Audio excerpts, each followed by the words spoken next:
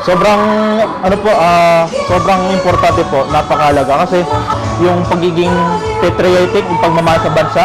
at higit sa lahat na bawat isa ay may importante tayong ginagampanan bilang mamayang Pilipino na dapat nating pinapalaga rin at dapat rin tayong maging proud na tayo ay Pilipino at tayo ay proud na pinaglalaban natin ang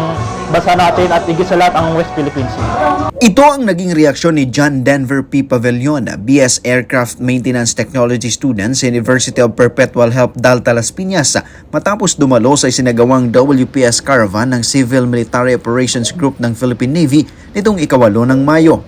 Ayon naman kay Ariana Gundran, Bachelor of Science in Aircraft Maintenance Technology student, We're given the expectation to learn about West Philippine Sea, what it is, and kung ano yung kahalagahan niya, lalo na sa future generations. And yung natutunan ko is,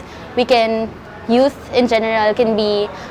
of help, like great help, lalo na sa social media influences natin. So, pwede natin gamitin yun para i-help yung buong bansa, like mag-ignite ng patriotism sa lahat, especially the youth.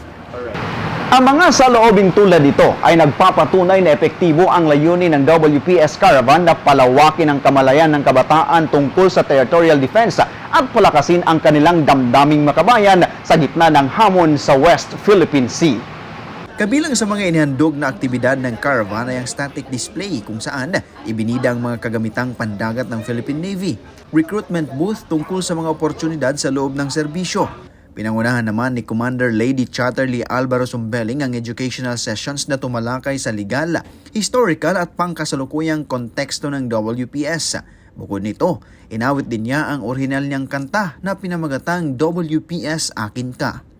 Ang programang ito ay bahagi ng ikasandaan at 27 anibersaryo ng Philippine Navy at ng mas malawak na kampanya nito upang palakasin ang ugnayan sa pagitan ng militar at sibilyang sektor at ipabatid ang kalagahan ng pakikilahok ng bawat mamamayan sa pagprotekta sa teritoryo ng Pilipinas. Sa panahon ng tumitinding tensyon sa karagatan ng bansa, ang ganitong mga inisyatiba ay nagsisilbing paalala na ang pagtatanggol sa soberanya ay hindi lamang tungkulin ng mga sundalo, kundi responsibilidad din ng bawat Pilipino mula sa mga nakauniforme hanggang sa mga nasa silid-aralan.